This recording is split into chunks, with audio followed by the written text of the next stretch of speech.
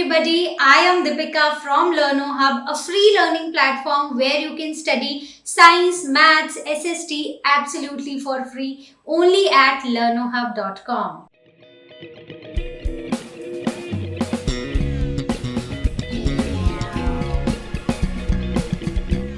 तो आज हम बात करने वाले हैं क्लास 8 साइंस के नेक्स्ट चैप्टर की, जो कि है reaching the age of adolescence.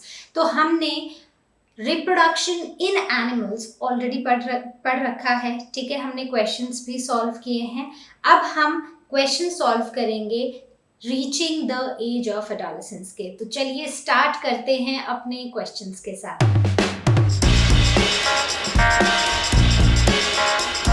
Question number 1.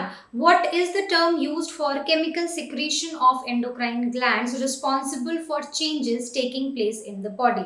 तो अगर हम glands की बात करें, ठीक है, तो वो एंडोक्राइन ग्लैंड्स की जो केमिकल सिक्रीशंस होती हैं, जिनकी वजह से हमारी बॉडी में चेंजेस आते हैं, उसको क्या टर्म दिया गया है? तो आंसर तो बहुत ही सिंपल है और वो है हॉर्मोन्स, ठीक है। अब hormones are the chemical secretions of endocrine glands which are responsible for changes that are taking place inside our body, right? तो अगर हम glands की बात करें, ठीक है, तो हमने इस चैप्टर में दो तरह के glands पढ़े हैं। कौन कौन से पढ़े हैं? एक तो ऑब्वियसली कौन से?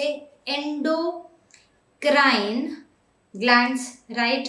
और दूसरे हमने पढ़े हैं एक्सोक्राइन ग्लैंड्स, ठीक है। तो ये हमने दो तरह के ग्लैंड्स पढ़े हैं। तो एक छोटा सा जस्ट एक ब्रीफ डिस्क्रिप्शन कि ये दोनों होते क्या हैं। तो एंडोक्राइन ग्लैंड्स वो ग्लैंड्स होते हैं जिनके पास डक्ट्स नहीं होती हैं, मतलब ये होते हैं डक्ट लेस ग्लैंड्स, ठीक है।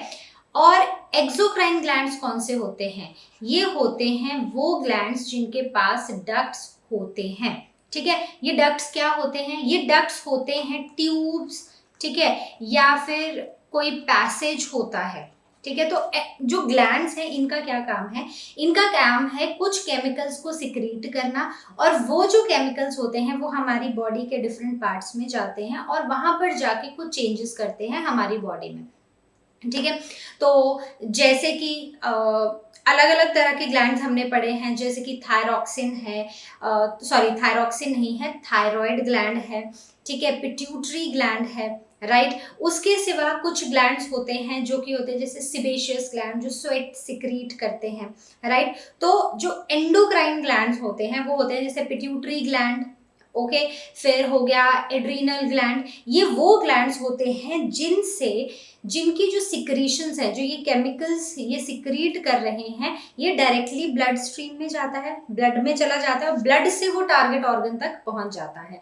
लेकिन जो एक्सोक्राइन ग्लैंड्स हैं, ये वो ग्लैंड्स हैं जिनके पास डक्ट्स हैं, मतलब जिनके पास ट्यूब्स हैं। अब इन्हीं ट्यूब से वो बिल्कुल टारगेट ऑर्गन पर जाके केमिकल सिक्रीट होता है और फर्दर वो जो ऑर्गन है वो अपना काम करता है, ठीक है। तो फॉर एग्जाम्पल सिबेशियस ग्लैंड्स, ठीक है, फॉर एग्जाम्पल सिबेशियस ग्लैंड्स, और इसका अगर हम बोलें तो इसको हम बोल सकते हैं थायराइड ग्लैंड, ठीक है।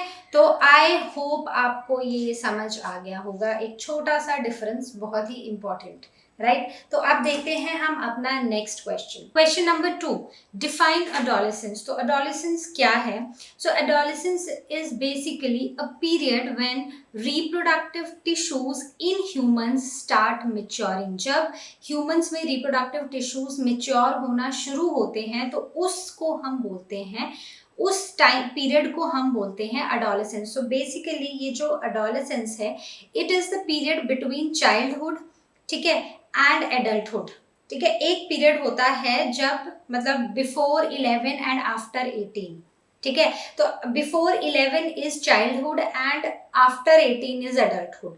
तो ये वो टाइम पीरियड है, मतलब between 11 years of age till 18 years of age, जिसके बीच में जो ह्यूमंस हैं उनके रिप्रोडक्टिव टिश्यूज मेच्योर होते हैं, ठीक है, उनकी बॉडी में बहुत सारे चेंजेस आते हैं। जैसे अगर हम बॉयज़ की बात करें तो आवाज़ बहुत हैवी हो जाती है, फेशियल हेयर ग्रोथ हो जाती है, ठीक है। तो it is that period between childhood and adulthood. तो it begins at the age of 11 and lasts up to the age of 18। तो ये जो टाइम पीरियड है ना, ये थोड़ा सा वेरिएबल रहता है। किसी में 11 ईयर्स होगा, किसी में 12 पे स्टार्ट होगा, किसी में 13 पे, किसी में 16 पे खत्म हो जाएगा, किसी पे 18 में खत्म होगा, ठीक है। So it depends on person to person, ठीक है, एक इंसान की बॉडी पे डिपेंड करता है, right?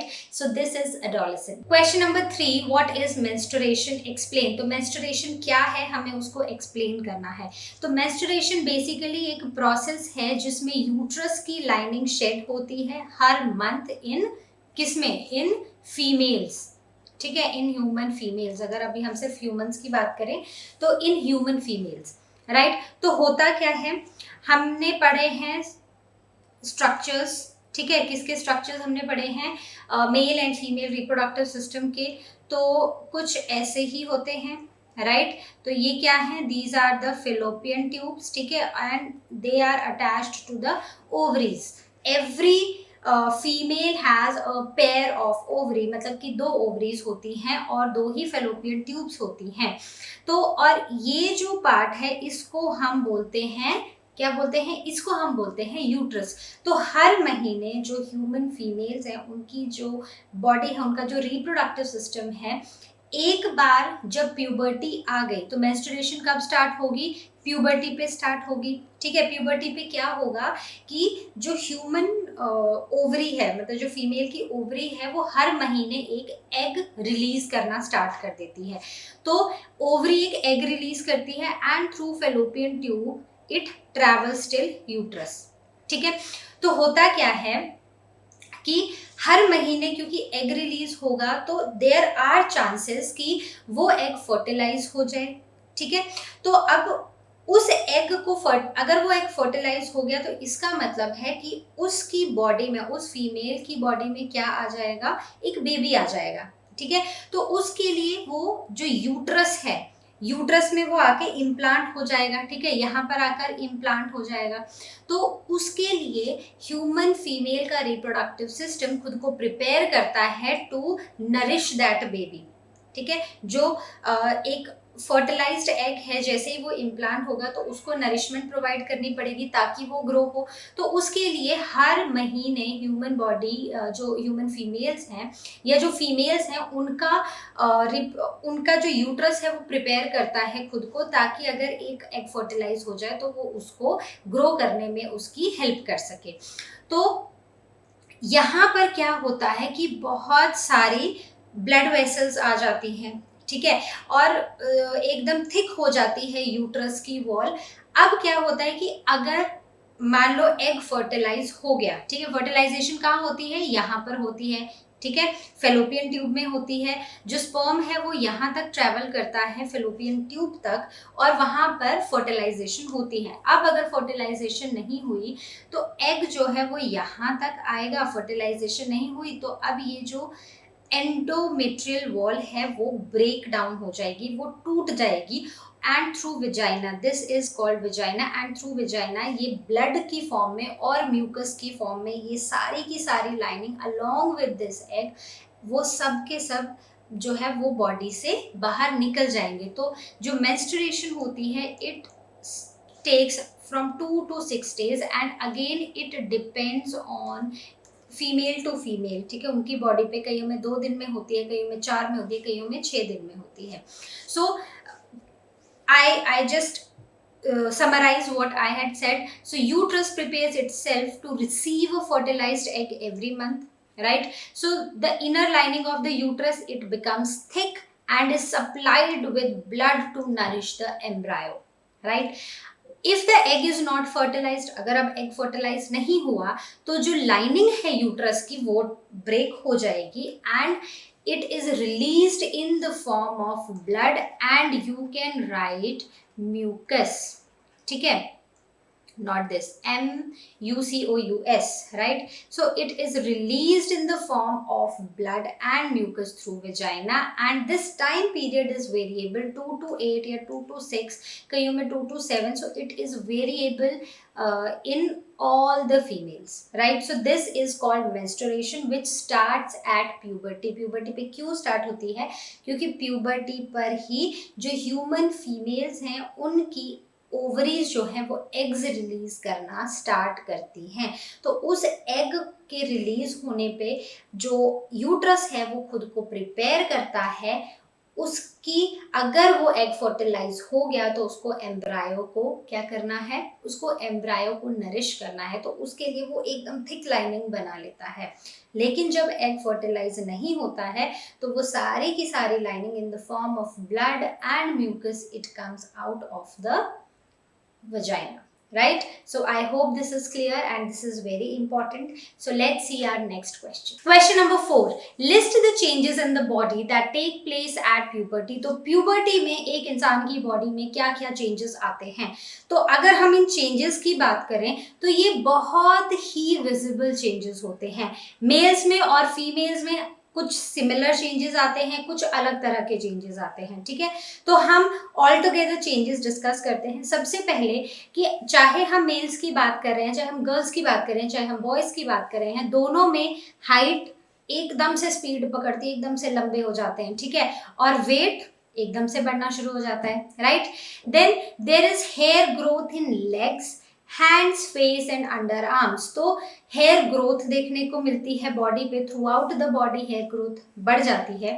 Then enlargement of ovary in females. तो फीमेल्स की अगर हम बात करें तो फीमेल्स में जो ओवरी होती है वो एनलार्ज हो जाती है और एग्स प्रोड्यूस करना स्टार्ट कर देती है। तो let me tell you one interesting thing, जो फीमेल्स होती हैं तो when a girl is inside the mother's body, ठीक है, जब एक मदर एक बेबी को कैरी करती है और अगर वो बेबी गर्ल होती है तो उसने थ्रू आउट हर लाइफ जितने एग्स प्रोड्यूस करने हैं ना वो उसी टाइम बन जाते हैं, ठीक है? विद इन 3-4 मंथ्स वो सारे के सारे एग्स जो हैं वो प्रोड्यूस हो जाते हैं उनकी ओवरीज में। लेकिन वो इनएक्टिव स्टेज पे होते हैं, वो मैच्योर होना शुरू होते हैं जब प्यूबर्टी आती है उस लड़की में आफ्टर बर्थ, ठीक है? तो तब वो एग्स प्रोड्यूस होना स्टार्ट होते हैं। देन नेक्स्ट अगर हम मेल्स की बात करें, अगर हम बॉयज़ की बात करें तो जैसे फीमेल्स में क्या आ रहा है, गर्ल्स में एनलार्जमेंट हो रही है ओवरी की, ओवरी एनलार्ज हो रही है। मेल्स में क्या होता है, टेस्टीज ग्रो होती हैं and they start producing sperm. तो बेसिकली क्या हो रहा है, गर्ल्स और बॉयज़ दोनों में जो उनके रिस्पेक्टिव ऑर्गन्स हैं जहाँ पर गैमीट बनता है, ठीक है, वो एनलार्ज हो रहे हैं, वो ग्रो हो रहे हैं और वो गैमीट प्रोड्यूस करना स्टार्ट करते हैं, right? Then broad shoulders and chest in males. तो अगर हम बॉयज़ की बात करें तो जो शोल्डर्स हैं वो ब्रॉड हो जाते हैं, चेस्ट ब्रॉड हो जाती है। वहीं पर अगर हम फीमेल्स की बात करें तो जो वेस्ट के नीचे का एरिया है वो वाइड हो जाता है, ठीक है? वेस्ट के नीचे का एरिया वाइड होना शुरू हो जाता है। Then excessive secretion of oil from skin causing acne, right? तो अब ये दोनों में होता है, गर्ल्स में भी होता है, बॉयज़ में भी होता है कि बहुत ज़्यादा ऑयल सिक्रीशन स्टार्ट हो जाती है, एक्सेसिव ऑयल सिक्रीशन स्टार्ट हो जाती है और फेस पे या यूजुअली फेस पे ही होते हैं एक्ने, ठीक है, पिंपल्स आना स्टार्ट हो जाते हैं। Then there is change in voice in case of boys. तो बॉयज़ में एक स्टेज ऐसी आती है जब उनकी जो आवाज़ है ना वो अचानक से बदलने लग जाती है, ठीक है? So it occurs at the time of puberty, so लायरिंग्स become prominent, ठीक है? जो लायरिंग्स होता है, अगर आप फीमेल्स को देखोगे, अगर आप गर्ल्स को देखोगे और आप बॉयज़ को देखोगे तो जो लायरिंग्स है गर्ल्स में वो नहीं दिखाई देता है, बट बॉयज़ के केस में वो बहुत ही प्रोमिनेंट होता है, वो मतलब ऐसे नेक में बाहर अलग से दिखाई देता है, वो बहुत ही विजिबल होता है, right? So I hope these changes are clear to everybody. Let's see our next question. Let us start with question number 5। Prepare a table having 2 columns depicting names of endocrine glands and hormones secreted by them. तो हमें एक table बनाना है जिसमें एक तरफ हमको लिखने हैं एंडोक्राइन ग्लैंड्स और दूसरी तरफ हमें लिखने हैं जो हार्मोन वो पर्टिकुलर एंडोक्राइन ग्लैंड सिक्रीट करता है। ठीक है, तो सबसे पहला endocrine gland that is ovary. ठीक है, ओवरी एक एंडोक्राइन ग्लैंड है जो कि सिक्रीट करता है एस्ट्रोजन। ठीक है, वो थ्रू आउट प्रेगनेंसी एक बहुत ही इंपॉर्टेंट हार्मोन है, प्रेगनेंसी के दौरान ये चाहिए होता है।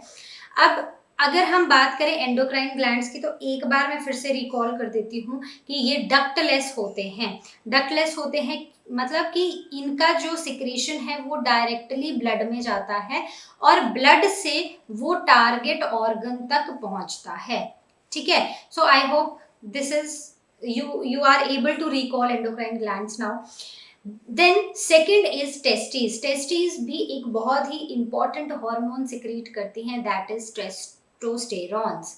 Okay, then pancreas. Pancreas secrete करती हैं इंसुलिन। ठीक है, इनके बहुत ज़्यादा इंपॉर्टेंट फंक्शंस हैं जो आई फील कि इस क्लास में डिस्कस करने की ज़रूरत नहीं है। वो जब आप क्लास 10 में जाएंगे और आप कंट्रोल एंड कोऑर्डिनेशन पढ़ेंगे उस टाइम पर ये चीज़ें आप डिस्कस करेंगे। ठीक है, then adrenal gland as its name, so similar is the name of the hormone, that is adrenaline. ठीक है, then thyroid, that is thyroxine, very similar to the name of the gland. then pituitary growth hormone। ठीक है, तो जो हमारी body में growth हो रही है ना उसके लिए जो हार्मोन सिक्रीट हो रहा है वो कौन कर रहा है, वो कर रहा है पिट्यूटरी ग्लैंड। और पिट्यूटरी ग्लैंड क्या है, पिट्यूटरी ग्लैंड एक एंडोक्राइन ग्लैंड है। कौन सा ग्लैंड है, एंडोक्राइन ग्लैंड। ठीक है, so these are some of the endocrine glands और ये उनकी सिक्रीशंस हैं। तो एंडोक्राइन ग्लैंड्स की सिक्रीशंस को हम क्या बोलते हैं, हार्मोन्स बोलते हैं। ठीक है, question number 6, what are sex hormones, why are they named so, state their functions। तो सेक्स हार्मोन्स क्या होते हैं और उनको हम ऐसा क्यों बोलते हैं और हमें उनके फंक्शंस बताने की, जो सेक्स हार्मोन्स हैं तो उनके फंक्शंस क्या हैं। ठीक है, तो सेक्स हार्मोन्स क्या होते हैं, वो हार्मोन्स जो सेक्स ऑर्गन्स प्रोड्यूस करते हैं। सेक्स ऑर्गन्स कौन कौन से हैं, ओवरी है और दूसरा क्या है, टेस्टिस है। ठीक है, so these are the sex hormones. तो जो हार्मोन्स ये ऑर्गन्स प्रोड्यूस करते हैं उनको हम बोलते हैं सेक्स हार्मोन्स। डन। देन अगर हम मेल्स की बात करें तो मेल्स में जो सेक्स ऑर्गन्स हैं वो टेस्टिस हैं और वो प्रोड्यूस करते हैं टेस्टोस्टेरॉन्स। ठीक है, हमने अभी लास्ट क्वेश्चन में भी देखा। देन अगर हम फीमेल्स की बात करें तो फीमेल्स में सेक्स ऑर्गन्स हैं ओवरीज और वो प्रोड्यूस करते हैं एस्ट्रोजन। ठीक है, ये कहीं पर OESTROGEN लिखा होता है, कहीं पर O को ओमिट कर दिया होता है, O को हटा दिया होता है, तो दोनों ही स्पेलिंग्स करेक्ट है, राइट। अब उसके बाद अगर हमसे पूछा है कि इनको ऐसा क्यों बोलते हैं, इनको ऐसा इसलिए बोलते हैं क्योंकि ये जो हार्मोन्स हैं वो सेक्स ऑर्गन्स प्रोड्यूस करते हैं, इसलिए हम इनको सेक्स हार्मोन्स बोलते हैं। अब इनके फंक्शंस बताने हैं, तो किस किस के फंक्शन बताने हैं, टेस्टोस्टेरॉन और एस्ट्रोजन के फंक्शन बताने हैं हमें। तो टेस्टोस्टेरॉन जो होता है उससे क्या होता है, जब प्यूबर्टी पे ये हार्मोन्स रिलीज होना शुरू होते हैं और ये क्या करते हैं, ये फेशियल और प्यूबिक हेयर की ग्रोथ करते हैं। ठीक है, फेस पे हेयर, बॉडी में हेयर, प्यूबिक एरियाज में हेयर, तो ये किसकी वजह से होता है, this is due to the release of testosterone hormone. उसके सिवाय डीपनिंग ऑफ वॉइस, वही जो हम चेंज ऑफ वॉइस की बात कर रहे थे, ठीक है, that occurs due to testosterone in males. Then development of reproductive organs, जो रिप्रोडक्टिव ऑर्गन्स हैं वो डेवलप होना शुरू होते हैं, वो किसकी वजह से होते हैं, it is due to the testosterone hormone जो कि प्यूबर्टी पे रिलीज होना स्टार्ट होता है। Then coming on to estrogen. Estrogen किस में होता है, फीमेल्स में होता है। इसका काम क्या होता है, तो again we are talking about those changes that occur in the human body during puberty, ठीक है, जो भी प्यूबर्टी में जो चेंजेस हो रहे थे उन्हीं की बात कर रहे हैं, ठीक है। तो आपने टेस्टोस्टेरोन के फंक्शंस देखे, तो ये वही चेंजेस हैं जो हमने उस क्वेश्चन में पढ़े थे। वैसे ही जब हम एस्ट्रोजन के देख रहे हैं, ब्रेस्ट एनलार्जमेंट, ठीक है, फीमेल्स में ब्रेस्ट एनलार्ज होना शुरू होती है एट प्यूबर्टी, और ये किसकी वजह से होती है, ये होती है ड्यू टू एस्ट्रोजन, ठीक है, इस हार्मोन की वजह से। उसके बाद डेवलपमेंट ऑफ रिप्रोडक्टिव ऑर्गन्स, तो सेम मेल्स में भी फीमेल्स में भी, और इसमें प्यूबिक हेयर ग्रोथ भी होती है, ठीक है। हमें कुछ बताने थे, बहुत सारे हैं, आप और भी मेंशन कर सकते हो। तो एस्ट्रोजन की वजह से फीमेल्स में भी प्यूबिक हेयर ग्रोथ होना शुरू होती है, अंडर आर्म्स में हेयर ग्रोथ होना शुरू होती है, ठीक है। तो I hope this question is clear to everybody. बहुत ही सिंपल था, और जो सेकंड और थर्ड पार्ट थे वो तो रेपिटेशन था जो हम ऑलरेडी पढ़ चुके हैं, ठीक है। चलिए अब हम देखते हैं अपना next question, question number 7, choose the correct option. So question है, adolescents should be careful about what they eat because, तो adolescents को ना बहुत ही केयरफुल रहना चाहिए कि वो क्या चीजें खा रहे हैं। क्यों? Proper diet develops their brain, कि प्रॉपर डाइट से उनका जो दिमाग है वो डेवलप होता है। Proper diet is needed for the rapid growth taking place in their body. तो अगर हम मतलब प्रॉपर डाइट लेंगे तो जो अडोलेसेंट्स हैं उनकी बॉडी की ग्रोथ अच्छी होगी, ठीक है। Then adolescents feel hungry all the time, कि अडोलेसेंट्स को हमेशा भूख ही लगी रहती है, बस खाना खाना है उनको हर बार। Then taste buds are well developed in teenagers, तो ऐसा नहीं है, ठीक है। तो अगर हम फर्स्ट ऑप्शन की बात करते हैं, proper diet develops their brain, तो इसमें क्या है कि ब्रेन डेवलपमेंट जो है ना वो लाइफ के अर्ली स्टेजेस में हो जाती है, अप टू फ्यू पहले कुछ 5-6 साल तक, ठीक है। तो ये तो रीजन नहीं है, अडोलेसेंस में ब्रेन की ग्रोथ नहीं हो रही होती है उस टाइम, ठीक है, वो एक रीजन नहीं है प्रॉपर बैलेंस्ड डाइट लेने का। Then proper diet is needed for rapid growth, तो हमने जितने भी चेंजेस पढ़े उसमें हमने देखा कि वेट बढ़ रहा है, हाइट बढ़ रही है, ठीक है, बॉडी में चेस्ट ब्रॉड हो रही है, ब्रेस्ट एनलार्जमेंट हो रहा है, वेस्ट के नीचे का जो एरिया है वो एनलार्ज हो रहा है। तो उस केस में मतलब क्या हो रहा है, बेसिकली ग्रोथ हो रही है बॉडी की, बॉडी बढ़ रही है, मतलब वेट में या हाइट में, तो उसकी वजह से बैलेंस्ड डाइट लेना बहुत जरूरी है। So the correct option is 2। वहीं पर अगर हम थर्ड ऑप्शन देखें, adolescents feel hungry all the time, तो ये तो वैलिड रीजन नहीं है, ठीक है, उनको भूख लगती है क्योंकि बढ़ रहे हैं, बट इसलिए उनको बैलेंस्ड डाइट लेनी है, वो एक लाइक अप्रोप्रिएट ऑप्शन नहीं है। Okay, then taste buds are well developed in teenagers, तो जो टेस्ट बड्स हैं वो वेल डेवलप्ड होते हैं टीनेजर्स में, तो वो अर्ली स्टेजेस में ही होना शुरू हो जाते हैं, ठीक है। तो ये भी एक गलत ऑप्शन है। So the correct option is 2, ठीक है। अब देखते हैं हम अपना next question, choose the correct option B, reproductive age in women starts when there. तो अगर हम एक फीमेल की बात करें तो फीमेल में रिप्रोडक्टिव एज कब स्टार्ट होती है, जब मेंस्ट्रुएशन स्टार्ट होती है, या जब ब्रेस्ट डेवलप होना स्टार्ट होती है, या जब बॉडी वेट इंक्रीज होना स्टार्ट होता है, या जब हाइट इंक्रीज होना स्टार्ट होती है।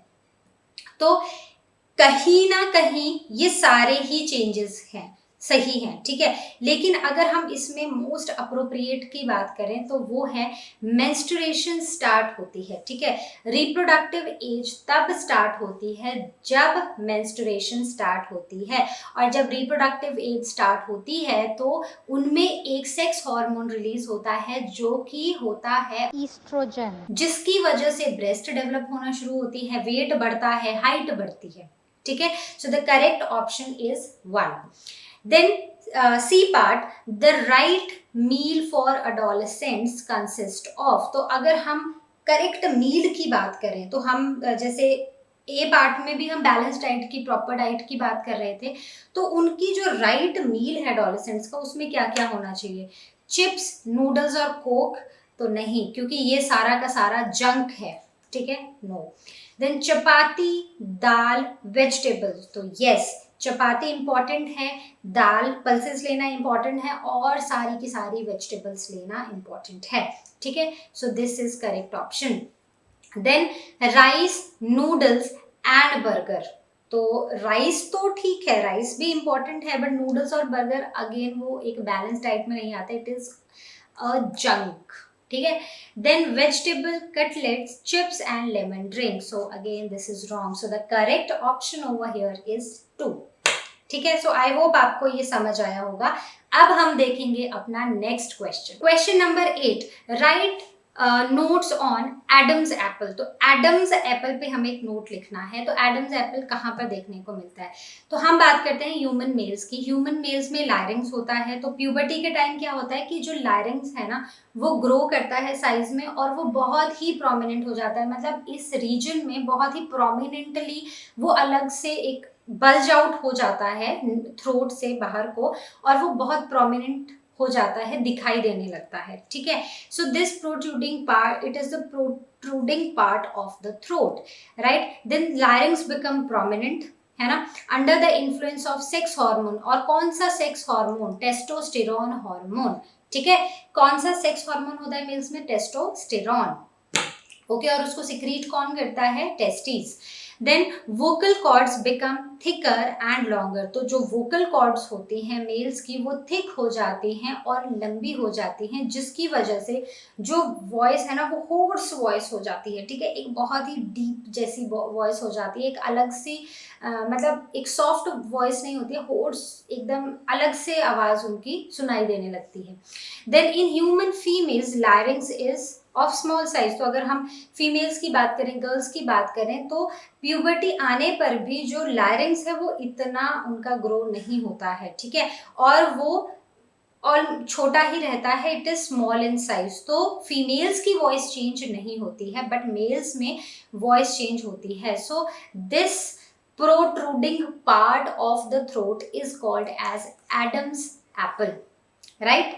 नेक्स्ट देखते हैं बी पार्ट क्या है। B part, secondary sexual characters. तो अगर हम सेकेंडरी सेक्सुअल कैरेक्टर्स बोल रहे हैं तो प्राइमरी सेक्सुअल कैरेक्टर्स भी होते होंगे, ठीक है। तो प्राइमरी सेक्सुअल कैरेक्टर्स क्या होते हैं? ये वो कैरेक्टर्स होते हैं जो एक ह्यूमन में, गर्ल्स में और बॉयज में बर्थ के टाइम से प्रेजेंट होते हैं, और वो डायरेक्टली इन्वॉल्व होते हैं रिप्रोडक्शन में, ठीक है। वैसे ही अब सेकेंडरी सेक्सुअल कैरेक्टरिस्टिक्स क्या होते हैं? ये वो कैरेक्टरिस्टिक्स होते हैं जो कि प्यूबर्टी पे आते हैं, ठीक है। These characteristics appear during the phase of puberty and are different for males and females, ठीक है। तो अब ये कौन से कैरेक्टरिस्टिक्स होते हैं? प्राइमरी में क्या आएगा? प्राइमरी में अगर हम मेल्स की बात करें तो मेल्स में टेस्टीज हैं, ठीक है, स्क्रोटम है, ये सारे प्राइमरी कैरेक्टरिस्टिक्स हैं, और ये रिप्रोडक्शन में डायरेक्टली इन्वॉल्व हैं। वहीं पर अगर हम फीमेल्स की बात करें तो फीमेल्स में है जैसे वजाइना है, यूट्रस है, ओवरीज है, ये प्राइमरी कैरेक्टरिस्टिक्स हैं फीमेल्स में, और ये डायरेक्टली इन्वॉल्व है रिप्रोडक्शन में। वहीं पर सेकेंडरी सेक्सुअल कैरेक्टरिस्टिक्स अपीयर हुए कब? प्यूबर्टी में, और ये डिफरेंट होते हैं मेल्स में भी और फीमेल्स में भी, ठीक है। उसके बाद अगर हम यही डिस्कस करें कि मेल्स में कौन से होते हैं, फीमेल्स में कौन से होते हैं, तो ये अगेन वही रेपिटेशन है जो हमने ऑलरेडी पिछले 1-2 क्वेश्चंस में डिस्कस किया है। मेल्स में hoarse voice, appearance of beard, then chest hair, growth of hair in genital areas, ठीक है, pubic hair growth. Then coming on to females, तो females में beginning of the menstrual cycle, right, मतलब जो ovary है वो egg release करना start करेगी, breast growth, then growth of hair in the genital areas. अब ये जो सारे कैरेक्टरिस्टिक्स है, अगर आप इनको ध्यान से पढ़ो ना, इनमें से कोई भी कैरेक्टरिस्टिक ऐसा नहीं है जो कि रिप्रोडक्शन में इन्वॉल्व हो, okay. Primary sexual characteristics, they are involved in reproduction directly, but secondary sexual characteristics are not involved in reproduction, okay. So I hope this is clear to everybody. अगर जब भी आपको ये आएगा तो आप बता सकते हो कि ये कब आते हैं कैरेक्टरिस्टिक्स, और ये डायरेक्टली इन्वॉल्व नहीं होते हैं, मतलब ये इन्वॉल्व ही नहीं होते हैं रिप्रोडक्शन में, और मेल्स और फीमेल्स में क्या वो अलग अलग सेकेंडरी सेक्सुअल कैरेक्टरिस्टिक्स हैं जो देखने को मिलते हैं, ओके अब देखते हैं इसका सी पार्ट। क्वेश्चन नंबर 8 का C part, sex determination in unborn baby. तो sex determination in unborn baby, क्या ये पॉसिबल है? तो यस इट इज पॉसिबल। तो ये डिपेंड करता है कि कौन से पेयर ऑफ सेक्स क्रोमोसोम्स हैं वो बेबी में प्रेजेंट हैं। ठीक है, तो अगर हम मेल्स की बात करते हैं तो मेल्स के जो सेक्स क्रोमोसोम्स होते हैं वो होते हैं एक्स वाई, ये कॉम्पोजिशन होता है। फीमेल्स में होता है एक्स एक्स। ओके, तो इसका मतलब ये हुए हिट्रोगैमेटिक, मतलब डिफरेंट गैमीट्स हैं, एक है एक्स एक है वाई, तो ये होते हैं हिट्रोगैमेटिक। हिट्रो का मतलब होता है डिफरेंट, गैमेटिक का मतलब होता है gametes, different gametes in males. वहीं पर अगर हम बात करें फीमेल्स की तो दे आर होमोगैमेटिक। वैसे ये हेट्रोगैमेटिक भी ना एक वर्ड है, बस वहां जगह नहीं थी इसलिए मैंने नीचे लिखा। होमो मीन्स सेम, ठीक है, गैमेटिक मतलब हम we are talking about gametes, तो मतलब कि इनके पास सेम गैमीट्स होते हैं। तो अब जब भी फर्टिलाइजेशन होगी तो इन्हीं क्रोमोसोम्स के अंदर होगी। ठीक है, अब अगर हम मेल्स की बात करें तो यहाँ से या तो एक्स आएगा क्रोमोसोम या वाई क्रोमोसोम आएगा। फीमेल्स की बात करें तो यहाँ से एक्स ही क्रोमोसोम आएगा। ठीक है, या तो ये वाला आएगा या तो ये वाला आएगा, राइट। अब डिपेंड क्या मतलब फर्क कहाँ पड़ता है कि कौन से क्रोमोसोम ने स्पर्म में कौन सा क्रोमोसोम था, एक्स था वाई था, और उसने एग को कौन से क्रोमोसोम से फर्टिलाइज किया। ठीक है, तो अगर यहाँ से भी एक्स आया और यहाँ से भी एक्स आया तो एक्स एक्स हो जाएगा, मतलब कि जो बेबी है, जो अनबॉर्न बेबी है, उसका सेक्स क्या हो गया? Female, right. वहीं पर अगर यहाँ से वाई आया और यहाँ से एक्स आया तो क्या हो जाएगा? X Y. तो इस केस में जो बेबी है वो क्या हो जाएगा? बॉय हो जाएगा, और इस केस में हो जाएगी गर्ल, राइट। तो the chances of having a boy और अ गर्ल, ठीक है, मतलब बेबी बॉय होगा या बेबी गर्ल होगा, उसके जो चांसेस होते हैं वो 50% होते हैं, right? So this is how sex determination is done. अब XX chromosomes are the X and Y are the sex chromosomes in humans. ठीक है, फीमेल्स में X ही होते हैं, a pair of X मतलब कि 2 X हो गए। मेल्स में या तो X क्रोमोसोम होगा या तो Y होगा, और कौन सा क्रोमोसोम स्पर्म मतलब जो स्पर्म है उसमें एक्स क्रोमोसोम है या वाई क्रोमोसोम है, वो फर्टिलाइज करेगा एग को हैविंग एक्स क्रोमोसोम, वो बताएगा कि जो बेबी है उसका सेक्स क्या होगा, वो मेल होगा या फीमेल होगा, गर्ल होगी या बॉय होगा, right? So I hope this is clear to everybody. Let's see our next question. Question number 9, word game. Use the clues to work out the words. ठीक है, पहले हम, क्योंकि यहाँ पर मेरे पास इतना स्पेस नहीं है कि मैं उस पूरे जो हमारा क्रॉसवर्ड है उसको पेस्ट कर सकूं, तो आई थॉट कि हम सिर्फ क्वेश्चंस डिस्कस कर लेते हैं, so you can put the words over there. सबसे पहले है protruding voice box in boys, तो हमने लास्ट क्वेश्चन में ही ए पार्ट पढ़ा था, so that is Adam's apple. ठीक है, it is Adam's apple. Then glands without ducts, तो बिना डक्ट के जो ग्लैंड्स होते हैं उनको हम क्या बोलते हैं?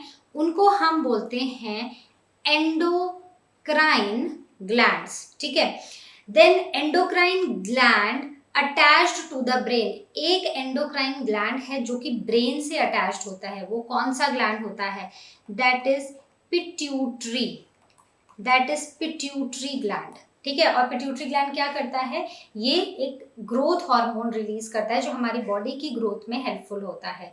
Then secretion of endocrine glands, तो जो एंडोक्राइन ग्लैंड्स होती हैं उनके सिक्रीशंस को क्या बोलते हैं? हमने फर्स्ट क्वेश्चन पढ़ा था, क्या बोलते हैं? Yes, hormones. ठीक है, अब देख लेना वहां पर हॉर्मोन्स आ रहा है या हॉर्मोन आ रहा है, वो आप लिख लेना।